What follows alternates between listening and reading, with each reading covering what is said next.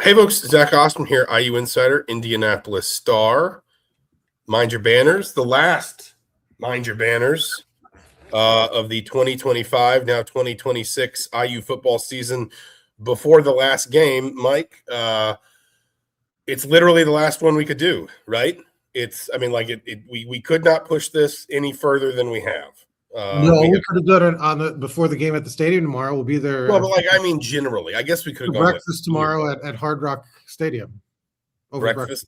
I'm not sure I'm getting to Hard Rock Stadium for breakfast tomorrow. We are going to be there that early. We might be. Tough to say. How you feeling? I'm better than you. Yeah. But I guess I'm like looking 2 days into my future, so I'm not thrilled about it. I think it's just I just have a sinus infection, so people that get people sick say that. I get them all the time. But I have a sinus infection. I'm just sneezing over everybody. And this is great. This is great content. Yeah. In fairness, like between us, how many airports have we visited in the last 3 weeks? I think all of them. We've pretty much covered America's range of potential pathogens and viruses. Mark Hess says front row seats to the greatest sports story this century. It may well be.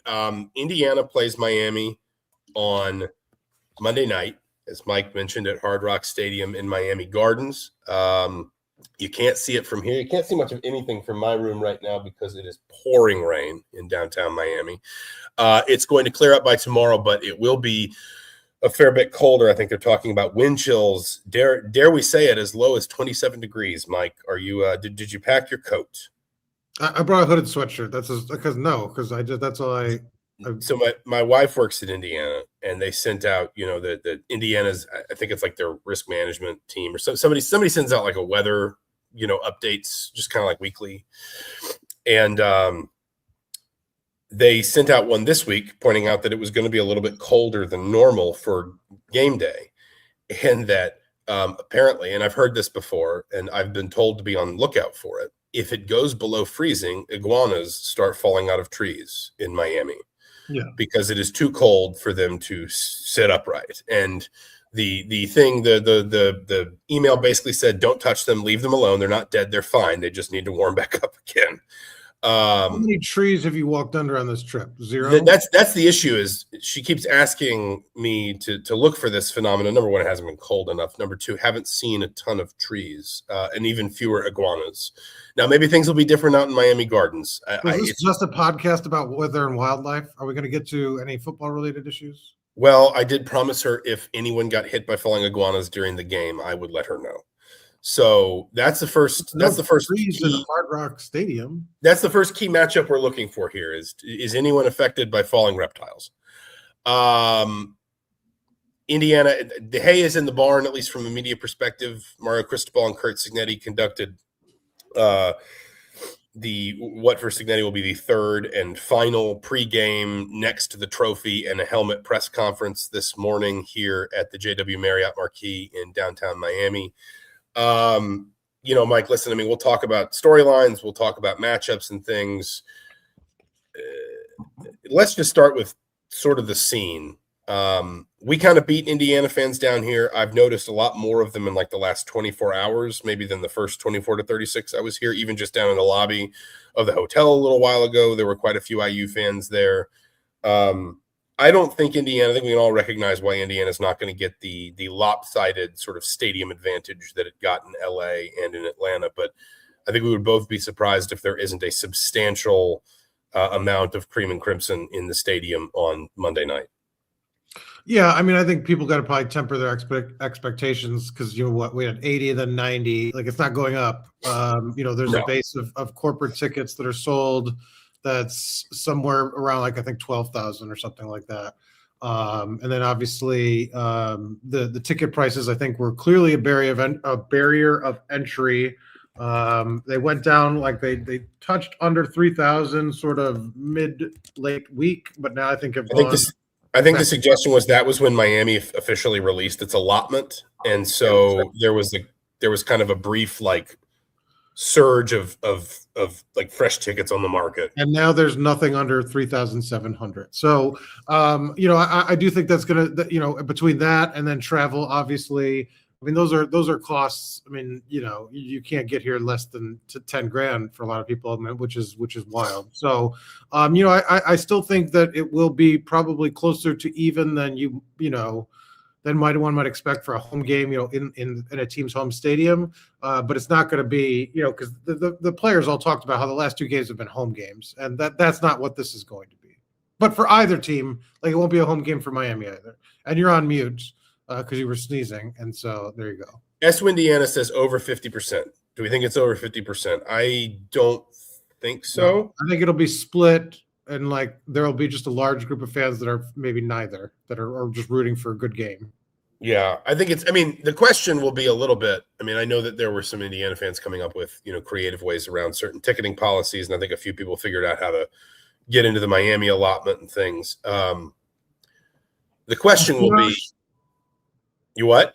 Espionage, exactly. I think the question will be, in those neutral seats, like, does anyone find a way to grab a hold of some of those? I think at worst it'll be 60-40 Miami, would be my guess. I think it will be close to 50-50 personally. Yeah, but it's not 50-50 of the entire allotment of the stadium, because like again, yeah, I don't think all those corporate sponsor tickets are going. I mean, maybe some of them get sold, obviously, but I don't think they're all going to Indiana. Or it's just, I think it's gonna be tricky because I even if it's 50-50, but it's not the whole. I don't even know what the capacity for Hard Rock Stadium is. I'll look it up while you talk. Well, I was just gonna do it. 65,326. Yeah, so like maybe it's like 25 of each fan base, or like 25 to 30 of each fan base, and then a large group that's just there for the game. So, but like I said, noise probably won't be an issue for either side. That means, so I mean, it'll be more of a true like neutral site-ish game. Yeah, a little bit like the Big Ten championship game, but not in a dome. Not really, because I mean, I felt like that was packed. I mean, there was no fan that wasn't there for either of those teams. I know, but that was also a dome too. So, yeah. And I know Hard Rock Stadium is like semi-enclosed, right? Like the field is open. I think the stands are covered, so maybe it'll hold noise a little bit better than like the Rose Bowl would. The other thing that struck me from this week, and I know I said this to you, and I think you kind of agreed or remarked on it in some way as well. And this maybe isn't that surprising, but Indiana does not seem that affected by all this. Like there is, I mean, like you would not know the difference between, certainly at very least, this team's demeanor ahead of the Big Ten championship game, ahead of the Rose Bowl, ahead of the Peach Bowl, ahead of this game. And I mean, obviously regular season games are something different. Big Ten games are something different, but I have not detected at any point or perceived any sense from Curt Cignetti, from the coaches we've gotten to talk to, from the players at Media Day, that they see this as any different to what this program has to any other game this program has been through. And I think that is probably encouraging to Indiana fans, because that is ultimately kind of like the superpower of this team, is the ability to compartmentalize and to make every game the same in their own mind, and to make every challenge the immediate concern and nothing else, essentially. I thought the exception to that rule was actually the Big Ten title game. I thought the team's mood that week leading up to that game felt not nerves, I don't know, but just reserved, like they sensed that this was like a huge sort of pivot, moment.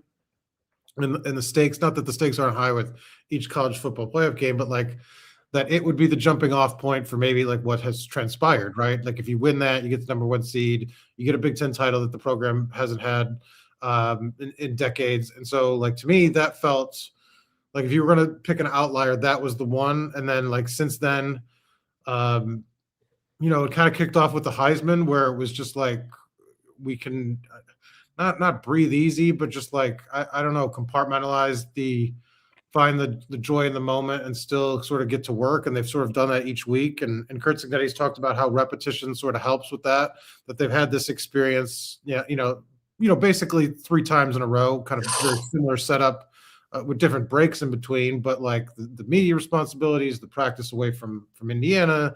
And so you kind of get used to it. And it did feel like a team that sort of adjusted to the the cadence of the schedule, but then also kind of getting back to work, that they didn't have this lengthy break off that they had for the Rose Bowl the last couple of weeks, that was more of a regular season type cadence to things.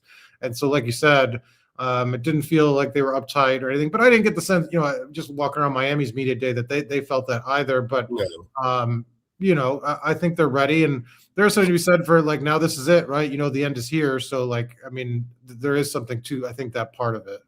Yeah, our friend Fred Hevelon asked, how would you describe this experience differently to the Rose Bowl and the Peach Bowl? I mean, like, the biggest difference to me, because a lot of the structure has been the same. There was a little bit less media around the Peach Bowl. It was a little bit of a quicker turnaround. But, like, the biggest difference was, it's interesting you mentioned the Big Ten Championship game. I think I probably felt that more during the Rose Bowl than at any other point. And it was less the idea of them making the game bigger and more the idea of the anxiety at all that time off.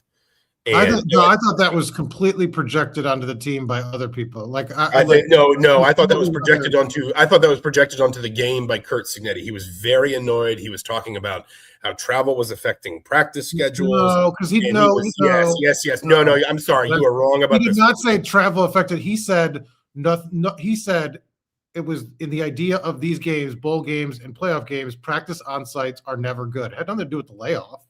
Had nothing to do with the layoff. He was frustrated by not frustrated. Frustrated's not the right word.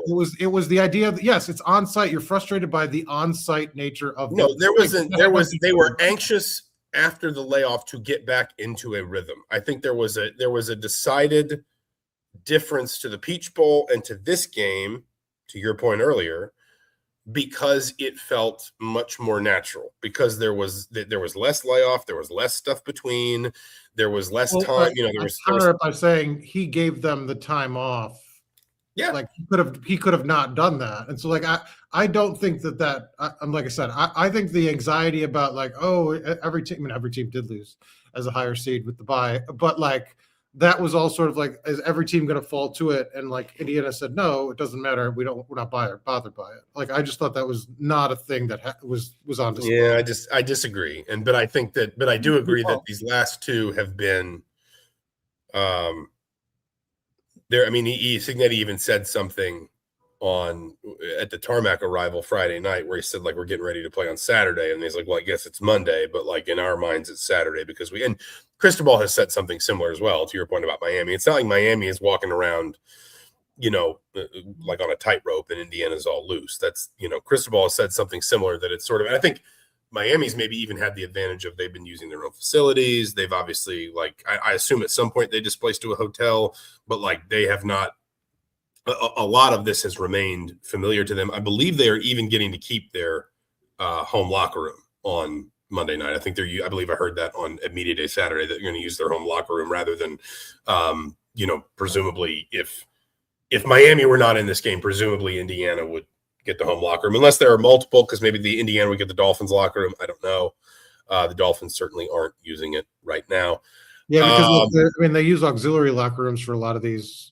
But Miami apparently is going to keep its home digs. So the game itself, I mean, do you want to go ahead and do predictions and then kind of work backward on how we got to those, or?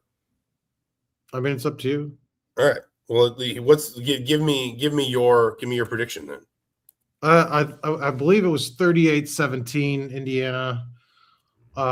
Each week we've kind of gotten a bigger spread to the game in Indiana's favor. Obviously there's been much has been made about they don't make mistakes. I think that plays into this. I don't know if we're selling Indiana short even at a 21-point deficit, just based on what we've seen, because I do think Oregon and Alabama and Ohio State all sort of have more talent. Obviously, Miami beat Ohio State, but had more talent. And Indiana sort of dispatched, the two most recent foes with ease. I don't know where Miami has an opening. And look, I know they can get to the quarterback, but Indiana can sort of, win that game if it comes down to it. But I don't think we've seen sort of, even when teams have gotten pressure on Mendoza of recent, it hasn't rattled him the way it did at the start of the year. He's a much different quarterback.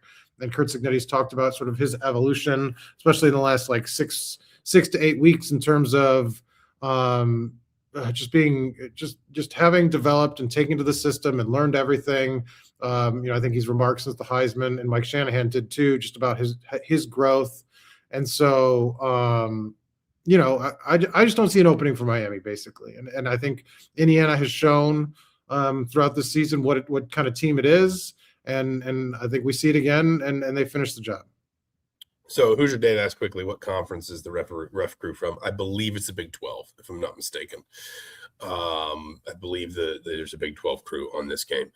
I had it closer. I had it 27 to 21 Indiana, and I do find this matchup interesting. I believe our friend Bill Connolly has this as like a 10 or 11 point spread in favor of Indiana. If you actually go over to cfbgraphs.com, and I've referenced this season, if you run this game on a neutral site, Indiana's a 56.5% win probability, basically 26 to 22 win. If you take it off neutral and you make Miami the home team, and I don't think it's necessarily going to feel like a Miami home game, but if you do that, it becomes much more of a coin toss. Indiana wins 26-24. Right, but like what? So, but to backtrack, I mean, what was the Alabama spread? Like less than 10 points, wasn't it? No, the Alabama spread on CFP Graphs, it was 10 points. It was, Okay, it was like 9.8 or something. I don't remember what Bill Connolly had it at. They got curb stomped, and then Oregon was the spread was 4.5, and I mean they won by what? 30? Yeah, no question. I don't know. What I'm presenting is the idea that like here's the thing: if a computer in a game like this, if a computer model is saying like it's going to be a 10 or 11 point difference, like that's the closest a computer model is going to come to saying it's going to be a blowout. Because a computer model looking at these two teams with varying levels of excellence and their talent and whatever else, is not going to be able to just factor in for the idea, well, Indiana's, steamrolling everyone, so surely they'll just do that again. A double-digit margin of victory in a national championship game in a computer projection is the closest a computer is going to get to a blowout. What's interesting to me is that it's Parker Fleming's website, Stats of War, on Twitter, CFB Graphs, sees it as closer. I don't know that I said 27 to 21 Indiana, like I said.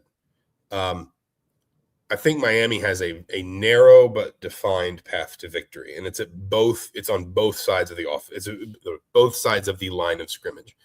I think the thing that is most disruptive to really any offense is in the modern game is a pass rush, and is in particular a pass rush that can get clean with four.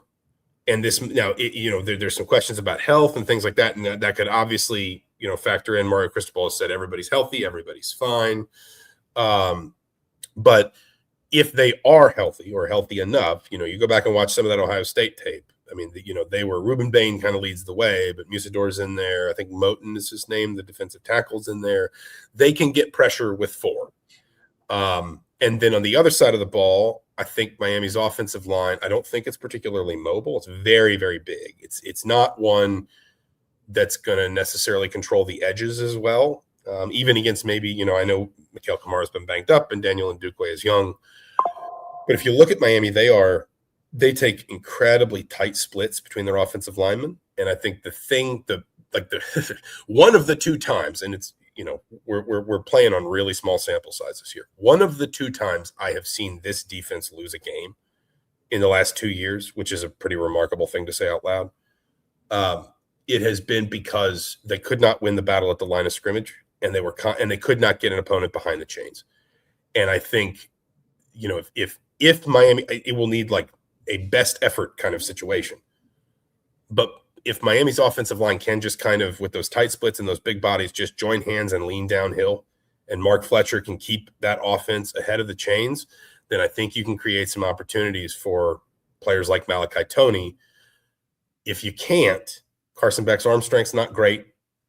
Obviously, he's been good in this playoff. He has a history of making some mistakes, but to his credit, he was a big part of, obviously, the win over Ole Miss.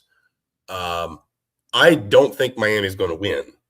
I see a defined path to victory for Miami, which makes it feel like a sort of classic favorite underdog scenario, if you understand what I'm saying, that like I think Indiana's going to win.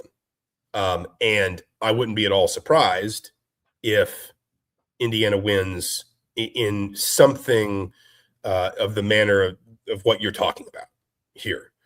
I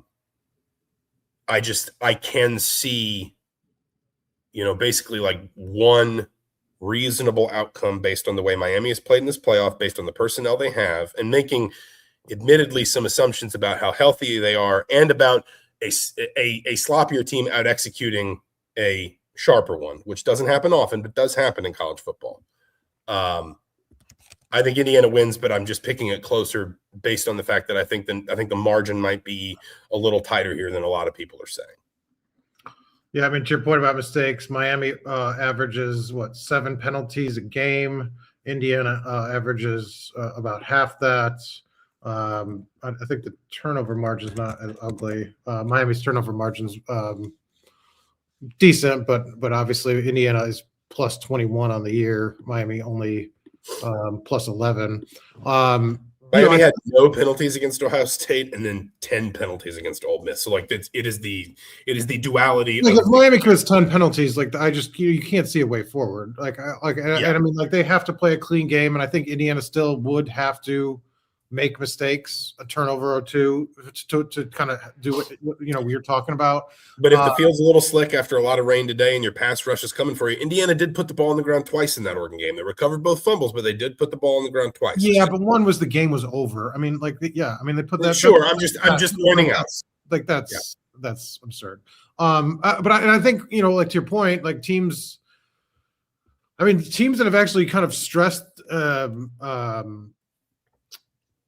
Indiana's defense have gotten those explosive plays and not kind of ground them to the halt because you aren't able to do that. Like Michigan State tried to do that, did it for 2 drives, like kept the ball, tried to run on them, tried to kind of get these plays, and then obviously things fall apart. They're behind, they can't do that anymore. And so like to me, the key of the game actually is very simple. Like if Miami can score and take a 2-possession lead early, that flips the script, and that makes this as a different game because Indiana hasn't seen it, and Indiana playing with the lead has proven to be deadly for opposing teams. Like the only way to like what you're talking about happens, like Indiana gets up 7-0 even, like it's just we've seen that story all the time, right? And then Indiana's the aggressor. Indiana's just in control, and especially because this isn't like it's not necessarily an overly explosive Miami offense. Like what has worked for them in these playoff games, Ole Miss a little bit less so, but certainly A&M and Ohio State has been the ability to just stay ahead of the chains, stay on the field, run behind Mark Fletcher, not put too much on Carson Beck. If you get to a place where you're down 10, 14 points and you feel like you've got to start accelerating your offense and throwing the ball more, like I think if you're Miami, you're in real trouble then. Because again, I'm not sure that this offensive line group is going to be as good pass blocking as it is run blocking. So I think to your point, if Indiana gets out ahead early, I think it's. And Indiana has 30 more explosive plays of 20-plus yards or more. I mean, obviously, that's where they've kind of lived. And so, like, I just think the opening moments of this game, the opening quarter of this game will tell the tale. Like, I do think Miami has to get a hot start, to sort of redefine kind of what this is about. And so I think that's sort of the key to me, to sort of see what happens in that first quarter. I mean, pick 6, that's obviously the greatest start Indiana could have had in the last one. You don't need that, but just with the lead, like, Indiana obviously likes to defer, but when they've lost the coin toss, I think more than they've won the season. They've won the coin toss and played on defense. What am I saying? I'm getting myself tripped up. They like to defer. You're really struggling. Yes, but they like to defer. It's been like it is. There's not been one obvious trend of getting the ball or playing start on defense or offense. Basically, is what I was trying to say. Yeah, it's good. I'm glad we got there. We got there in the end. Got there. I just like it. I'm trying to think of the best way to put this. Like all the evidence in your eyes says Indiana should win this game. There are just a handful of things that Miami does well that are awfully disruptive to a game plan. If you can stay on the field, you can wear out a defense, you can lengthen drives and shorten games, and then you can do what Michigan State couldn't do in that game, Wisconsin the same, which is really disrupt Indiana's offense on the other side. Like you know, if I was in Curt Cignetti's shoes and I was offered, you know, one guarantee for Monday night's game, like just you know, I'm standing in front of you right now and I can make you one promise about what will happen in Monday night's game. The one I would be asking for is that my offensive line played well and controlled that pass rush. Because that is like the chaos agent, I think, in all of this for Miami. Like Malachi Tony is unbelievably talented. You know, he is probably as good as any individual player Indiana has faced this season. Like he's unbelievable. And if we turn this into a game where Malachi Tony gets some of those game-breaking moments, explosives, catch and run, you know, ball in space kind of stuff, then yes, that makes a difference. But I think the thing to a point, but just who, like, I mean, there have been explosive plays, but none of them have been that really, other than those like 2 ODU runs where they were just plus. Like, who has broken a run like that on the side, you know, on like a short screen? Like, I mean, can you think of a play that's happened against Indiana? Even, I mean, in the last 2 years. I mean, only the coverage busts. Those coverage busts. Those are not like having somebody boxed up and then they're breaking tackles and getting free. I mean, the only thing I'm warning you is that like Malachi Tony is an athlete at a level Indiana individually I would argue has not seen this season. Like other than Jeremiah Smith, who had a couple of those moments in the Jeremiah Smith's a pretty good player, right? So is Malachi Tony. But I'm saying, like you know, he did a little bit of damage, but they still won the game. Like, no doubt. But my point is, it's not Malachi Tony that I would be most worried about. That pass rush is the change agent. If Miami wins this game, it is because that pass rush set the terms and then controlled the game. And if Indiana can control that pass rush, and people have been talking in the comments about, you know, the importance of the run game and all of that, of course. If Indiana can control that pass rush, even to the tune of like a couple of sacks, right? No lost fumbles, that kind of thing. Like you can give up a sack or two. Ruben Bain's really good. But if Indiana can with some tangible results neutralize that pass rush, I don't see how Miami has enough else in its bag to win this game. But that pass rush is good enough to disrupt the whole thing, to just completely discombobulate a game plan. And at very least, and listen, Indiana can still win the game. We saw them beat Ohio State 13-10, right? But at very least, put you in a situation like what Texas A&M got into. I think they sacked Marcel Reed 6 times in that game. You know, put you into a situation where it's 10-10 with 5 minutes to go in the fourth quarter, like that kind of thing. And then it's like it's a coin toss for whose game it is. It's who makes the play. And all season, Iowa, Oregon, Penn State, Ohio State, it's been Indiana. But you'd have to do it one more time. Whereas if that pass rush can be contained to a meaningful extent and you can run the ball effectively, you can set up those one-on-ones for Fernando Mendoza, because Miami does have some, I think, much more legitimate concerns in the secondary. One of their safeties is out for the first half because of a targeting injection. I think they have 2 corners, I believe, that are both probably going to try and play through injuries in this game. You get some one-on-ones for Omar Cooper, for Charlie Becker, for Elijah Surratt, with a clean pocket for Fernando Mendoza. And I think we are talking about I'm not going to say 56-22, but I think we are talking about a game where Miami starts feeling like it's got to chase early. And then I think Miami gets in trouble because it can't lean on the thing that it does best offensively, which is run the ball to set up the pass. And so, like, everything to me starts, and if Miami cannot get pressure home, ends with that pass rush. Yeah, that makes sense. I to me, the run game question is interesting because Miami's rushing offense, I mean, statistically, is fairly average. You know, it's not been sort of this powerhouse. I mean, they had the big game against Texas A&M, averaged over 6 yards a carry. That was only the second time they did it all season. The only other time they did it was against Bethune-Cookman. I mean, they've been held under 100 yards 3 times this season. And you know, if they have to be one-dimensional, like that's where Indiana. I mean, you haven't mentioned kind of Indiana's defense, other than to say, you know, you're kind of worried about them getting home. When they make teams one-dimensional, regardless of what the front four does, it becomes a long day for opposing offenses. It's a big game for those linebackers because, like, I think there's going to be moments where those guys have to take on blocks from much bigger linemen. Because, listen, like, I think you're right about Miami's run game. Miami's also 18th in the country in third down conversion rate. So like they are consistently putting themselves in good positions on third downs, which they tend to do not necessarily with explosive running, but productive running. And that goes back to that idea of an offensive line that just plays tight splits. You can't get between them. You can't stunt through them. And then they just lean into people. And I think if you can put Miami into second and long, certainly into third and long, like I don't think that offense is – Tony will make some plays, right? But I don't think that offense is built to do that again and again and again. It's if they can do what Notre Dame did last year with Riley Leonard, where they're just constantly leaning forward and leaning forward and leaning forward. That's where I think Miami could get Indiana in some trouble defensively. Yeah, but like I said, I think that just because they can't get pressure up the middle doesn't mean they won't get pressure. I think they found creative ways. They blitzed and used those linebackers, like you said, very effectively to sort of move them around and not know where they're coming from. And so, it'll be interesting. And obviously, much has been made kind of the connections with the coaching staff. Obviously, Corey Heatherman used to be the defensive coordinator at James Madison, worked over Brian Haynes. Haynes succeeded him. They're very close. And obviously he went up against Mike Shanahan, for a couple of years when he was named play caller. So that adds another extra wrinkle. And, Kurt Cignetti talked about his deep respect for Heatherman and sort of the way his defenses play violent and aggressive.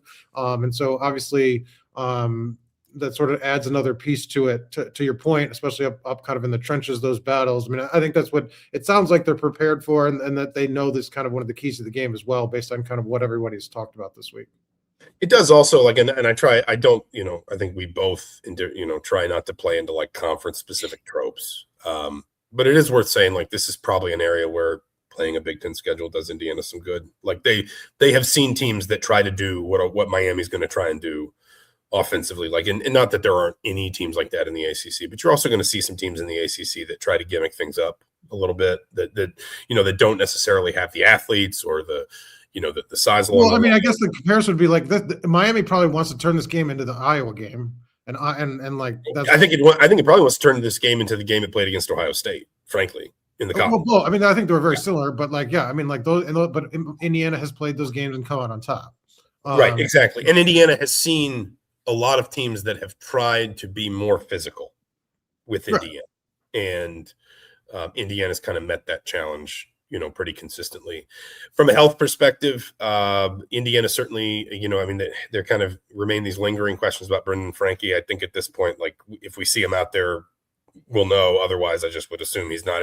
He was, kind of around this week. It's not like he was like limping around in a boot or something. But it's. You would imagine at this point that's Quinn Warren's job probably through the end of the year, unless something questionable. Why do you even risk it? Like, right. A bad kickoff is something like we talk about, like a mistake that you can't, like, and he gets hurt and something happens, and there's no reason to push him back in a moment like this if it's anywhere close to like 50 or 64. Like you have to have 100% confidence, and they haven't obviously the last 2 weeks, because I think he's been listed at some point in the week before each of those last two playoff games, and then not played. So right, yeah. And again, he's been around. He hasn't been on like a scooter or something, or on crutches, like No, but he wasn't like that the last couple weeks either. And it looked and he still didn't play. Mikhail Kamara seems available at this point. Omar Cooper certainly. I mean, it just in general, it seems like Indiana is about as healthy as it can be. There's obviously going to be a question of who lines up at right tackle. We'll find that out at game time, but that's, I think, going to be a schematic decision more than anything else. The one other thing that I thought, maybe in part because they all caught a touchdown pass in the game, I believe they all did, unless Omar Cooper didn't, and I'm forgetting, that did bring into stark relief as the sun begins to come out behind me. The rain seems to have been clearing. It seems to have cleared finally. Was the Omar did. Wasn't it like all the touchdowns went to somebody different too? I think so. Yeah. Omar did the touchdown though, just to the strength of like the luxury that having four really good wide receivers, basically, like that any one of them, if Fernando Mendoza finds them in a one-on-one matchup, they will be able to exploit it. And some of those are more pronounced than others. You had Elijah Surratt, I think, had a couple of really good contested catches in that game. I think Indiana was 5 of 5 on contested catches in general. There was, of course, the Charlie Becker touchdown pass in the end zone that I think kind of made the rounds for just the way Mendoza diagnosed it pre and post snap. But then there was even like the EJ Williams touchdown. Becker doesn't get any credit for falling backwards and leaping up to get that grab. That was what was most impressive. Him diagnosing. Well, no, it's basically kind of like come on. Will you stop interrupting? You do this all the time. Where it's like explain yourself, and then you falling back. That was the play that seemed to kind of make the rounds after the game in terms of like the analysis piece of like, identify the one-on-one coverage, pin the safety to the other side with the eyes, and then it's a great throw. And like it wasn't even bad coverage, right? Like I mean, it wasn't pass interference. It was good coverage. Becker just makes a great catch, contested. But then there's even like the EJ Williams, where EJ Williams finds himself in single coverage, and Fernando Mendoza immediately knows he will get open. I think when there's not a place on the field that you don't like in a team that is obviously an offense that generally runs the ball well, but I think it's fair to say like its greatest success comes through the pass game. Like I don't think that's unfair to say. It's really more dangerous in the pass game. Maybe they've had great success rushing it. It's not maybe as consistent, but their highs, the highest highs of this offense are what you're talking about. Right. Yeah. When on a given snap, there is no one on the field that you don't feel like as a defense, you've got to be at your best to win that matchup or they could really hurt you. That's just like when you couple that to a quarterback that's seeing everything, processing everything, and playing as well as Fernando Mendoza is, that is just so exceptionally difficult to defend. And I think, at the beginning of this season, we felt like Indiana had 2 of those receivers, right? We felt like they had Omar Cooper, they had Elijah Surratt, and that was a really big advantage. And it was sort of like, that might be the best receiver tandem outside of Columbus in the conference. And, they're different players. Surratt is a great possession receiver, really precise with his routes, great hands. Cooper's a little bit more over the top and explosive. As the season's gone on, like EJ Williams has had some nice games. Charlie Becker, of course, has emerged as, probably one of Mendoza's preferred weapons. You even can kind of tuck in Riley Nowakowski there, who just kind of seems to come up with, 2 or 3 productive catches every single game, in addition to a ton of help in the run game. My point is, I don't, especially in a secondary that's got some personnel concerns, for the first 30 minutes of this game, maybe all 60 minutes of this game in some spots. I just don't think you can paper over all of that. In soccer, there is a sort of an adage that you call like a defensive shape, like a blanket, and you have to recognize that the blanket on a cold night can't cover everything, and you have to accept that like maybe your head will be uncovered or your arms will be uncovered or whatever. I don't know how you can throw the blanket over this pass game without that pressure, without that pass rush.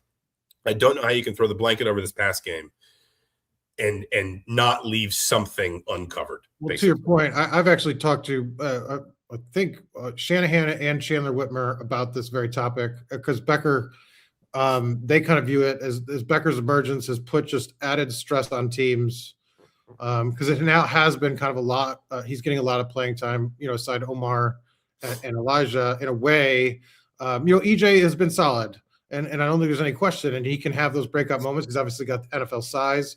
But like what Becker has brought, that element, another element of being a guy that can get over the top and just kind of, he's just like, what is he averaging? It's got, I think if he qualified, let me look this up real quick. He was at one point averaging the exact same. It was before the Peach Bowl. He was averaging 21.2 yards per reception, and I remember that because that's how many Omar Cooper averaged last year. So he's averaging 20.5, and he has 30 receptions. 10 of those are for 25 plus yards. Yeah. And so, that is sort of I'm trying to look up who led there's only 1, 2, 3, 4, 5, 6, 7. Oh, he's now I guess he qualified in CFB stats. He's one of only 6 players in the country that's averaging over 20 yards per reception. And so like what Shanahan and Whitmer talked about is like, that's put just so much stress. Cause like, you got to try to stop Indiana's run game, because we know what happens when they get going. You got to try to stop all these other receivers, whatever combination of 3 or 4 are on the field, EJ included. Like, how do you do that? Where do you pick your poison? And so like Becker's sort of just ability to get downfield like he has been consistently with Omar on his side who can do the same, and Elijah, maybe not as with quickness or speed necessarily, but just kind of be able to muscle those catches. Like, it's just very hard to stop it's just very challenging. And then you throw a quarterback that's not going to make mistakes and can diagnose the defense very quickly, look you off the coverage. I mean, it's a hard thing to do. And so, to your point, like it's an added element that they've had for the last 6 weeks that they all kind of said they saw it coming in terms like Becker was ready. They just didn't know if they'd have a place for him. And, the injuries sort of opened it up, and then they sort of reshuffled things and said, like, we just can't keep this kid off the field, essentially. And so I think it's really, we've talked about it, I think certainly, but it is a story that maybe hasn't been covered enough just because of how, those numbers are just incredibly impactful, and how they change the game is even bigger. I wonder too, if this is a game where Indiana can call back to get to speak on that pass rush for a second, where Indiana can call back to some of what Fernando Mendoza had to do well at Cal, which is build stuff that unfolds quickly. And I think he's throwing the ball right now, sideline to sideline, as well as he has all year. Like, basically any coach that I talked to him about the last 2 weeks has been referencing his opposite hash throws and how, just like Charlie Becker had one. I think Elijah Surratt or Omar Cooper might have had one against Oregon, which are basically just like quick outs, right? But the idea is you run them to the wide side of the field.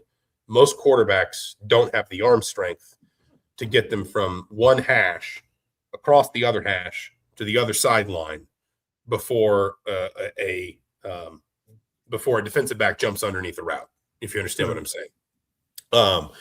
He has that. And if you saw a little bit of that on his Cal tape, and of course at Cal it was admittedly, kind of a necessity. Like, it was something that was required. Well, you have to survive. When you get sacked 40 times, you're on the run. But you can maybe pull back some of that in a game like this and say, we are going to build some of those quick timing routes and that back off a pass rush that make a little bit like pass to run, that make a defense push back a little bit. And then either that opens up the run game against a defensive line that is certainly more rush coded than it is run coded, or B, it puts you in a situation where maybe you can take some of those deep shots. Well, that's not to mention his scrambling ability, which all the coaches he's faced in the last couple of weeks, and Caden Womack in particular talked about this, like his scrambling ability, and when he's sort of refined, because I think sometimes he made more mistakes when to run earlier this season, picked some bad spots, that what he's done the last couple of weeks with that has just crushed opposing. The Oregon game, he had 3 first downs. Alabama, he did the same thing. And that has a way too of breaking what you're talking about. Like, you want to rush the passer, he goes for 25 yards and gets down the sideline. You're going to think twice. And so that's another element. And that's, like I said, when you've seen kind of consistent improvement from him, as what the coaches have kind of told us, like, he's picking his spots better. With the exception of maybe some of the late runs against Oregon when the game was in hand and they just wanted to be healthy. Do not do that. That was how I got that quote out of Ruben Bain. I asked him about his feel, for sliding away from pressure and his toughness, kind of running the ball. And that was when Ruben Bain said yesterday he understands. It was part of a wider answer, but he said he understands. He's from Miami. He's got the same blood I've got.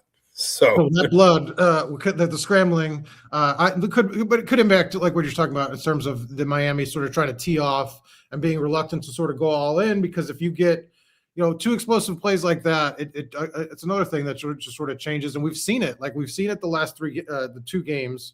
Really, Ohio State did a nice job of bottling them up. But in terms of these the playoff games, his 360 was not good. But it needs you need to stop him scrambling, and it's hard to do when you're trying to rush and he gets loose, and he's picked his spots and done a really nice job.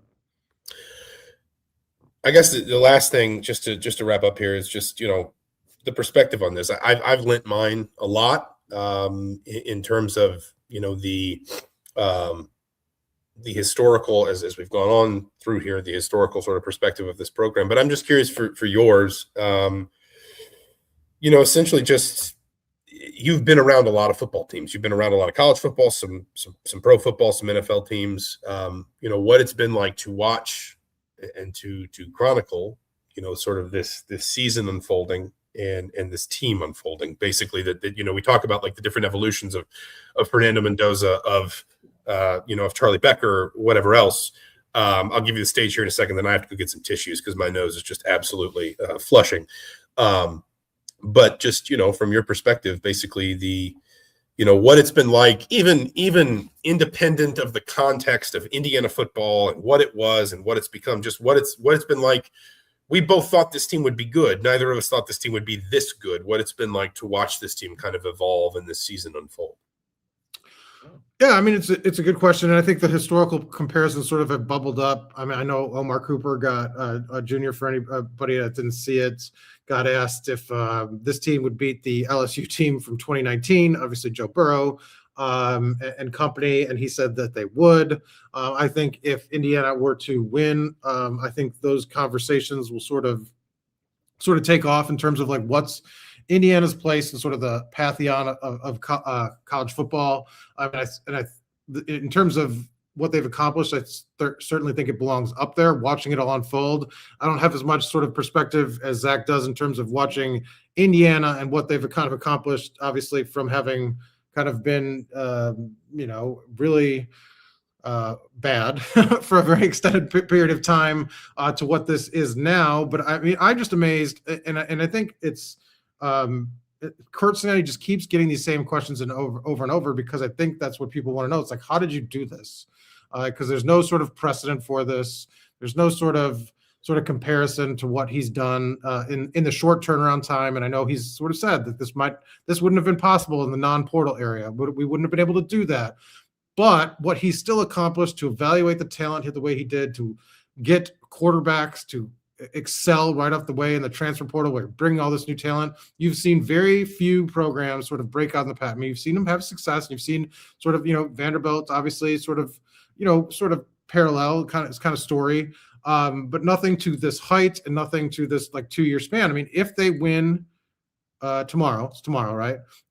They will have the most wins in FBS over the last 2 years. I think they're tied right now with Ohio State and Oregon. They'll have the best record. They'll have the longest home winning streak. So it's not just success. It's like, well, and even more than that, they'll have the reigning Heisman Trophy winner. They'll have the reigning Coach of the Year. I think we can all probably put the cart before the horse. They'll probably have the Broyles Award for top assistant. Like they will have a clean sweep of all of. Yeah, Mendoza won all the offensive player of the year awards. They had all these All-Americans, more All-Americans than they ever had. They'll have more draft picks than they ever had. And I think the one thing that will probably detract from like their place in the great teams of history is that they probably don't have as many pros, like future Hall. Like when you talk about was 01 Miami team. Like, I mean, comparing anyone to 01 Miami is. What I'm saying, like that's why compare them to 2019 LSU, which is I think the last team that felt like it did this, like the last team that just right. And I mentioned that Omar Cooper would have like it's like about that. Like those are teams that just had something. All pros at a number of different positions. And Mendoza could be that, and they could have one other or two other guys, but like I don't know that they have that collection of talent that sort of went on to did what they did, and I think that sort of frames the discussion. But in terms of like what Cignetti has done, there is no comparison, and I think it will go down as sort of and that's not to track what the players have done, but I think what the staff has done, what Cignetti's done, and I think they're together in this, is the greatest sort of turnaround in college sports history or any kind of sports history, and just to sort of sustain success over 2 years is just in terms of the level they had, it's just incredible. I think the thing that strikes me is that Indiana was obviously the unlikely candidate for this. But I think if you're trying to get at like what people are asking Curt Cignetti, I think part of what they're asking him is obviously, how did you do this in Indiana? But I think the other part of what they're asking is, how did you do this in this era? Because this is what wasn't supposed to be possible. Like this is what the portal and NIL was supposed to break up, was the idea that you could build a team that was just so like that just never lost anything.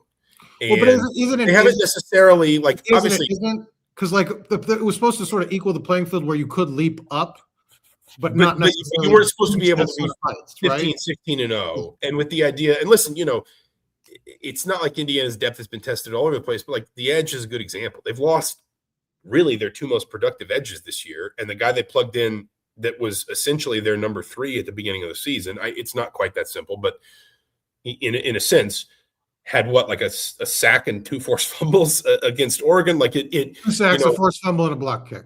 Yeah. So like it's just like you were like what you weren't supposed to be able to do was achieve the level of perfection that we used to require in college football at a time when it was easier for big programs to amass talent and to just sort of constantly be assembly lining that talent out the door to the NFL and the next one up. And just, the Alabamas, the Georgias, the Ohio States, Southern Cal for many, many years under Pete Carroll and so forth. And Indiana is not exactly that. Like, I don't think Indiana's got, I don't think Indiana is peak era Nick Saban, where like they'll send 5 guys to the NFL this year and the 5 guys that replace them will all just be boom, all Americans, no problem. Certainly not from the perspective of those all, typically those guys were all high 4 stars and 5 stars when they got to Alabama, and then they waited and all that. But what you weren't supposed to be able to do was create a team that was deep enough, that was sound enough to achieve this level of perfection. That the parity that has allowed Indiana to rise was also supposed to mean nobody ever got quite this high. And I think there have been these 2 concurrent questions. One is, how'd you do this at Indiana? But the other is, how did you do this so quickly at a time when this wasn't supposed to be possible? And the reason we all said that is because we watched as schools with more tradition and, more sort of like more stability, in the sense that Curt Cignetti had to go through a coaching change and a roster flip. Like Georgia hasn't had to do that in the last 5 years. I don't know who else. Like Oregon hasn't. Like Dan Lanning's been there for 4 years. Ohio State, etc. And until recently, anyway, teams with more money were not able to do this. Why have you been able to do it? And I thought it was amusing when someone asked Curt Cignetti, like, will you invite people to visit you in Bloomington in the spring to learn how you've done it? And he basically said, no. He was just like, I will be in my office watching film. I don't particularly care to entertain. Isn't that the secret, right? Isn't that part of it? Like, that right there, the answer is, and it is unique to sort of his sort of worldview in terms of like how he does things and approaches things. And so, it's hard work's part of it, and his film study habits are part of it. But like, yeah, but I think it was interesting yesterday, and I don't think you got a chance to go back. Like he was,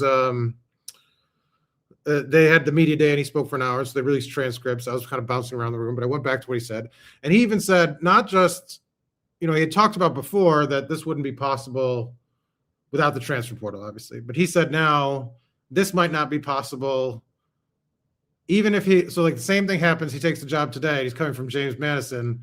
He doesn't think that it would necessarily be possible. He didn't use himself as an example, but because now the talent level at the group of 5 is now getting so diluted because it's getting rated every year, that even now coaches like him that are coming over probably aren't pulling from the guys. Like, and he said like the James Madison base of players he drew from, and those guys, dozen or so, and this year and last have been a key part of that success and how they've gotten rolling. And other group of 5 guys were as well last year too.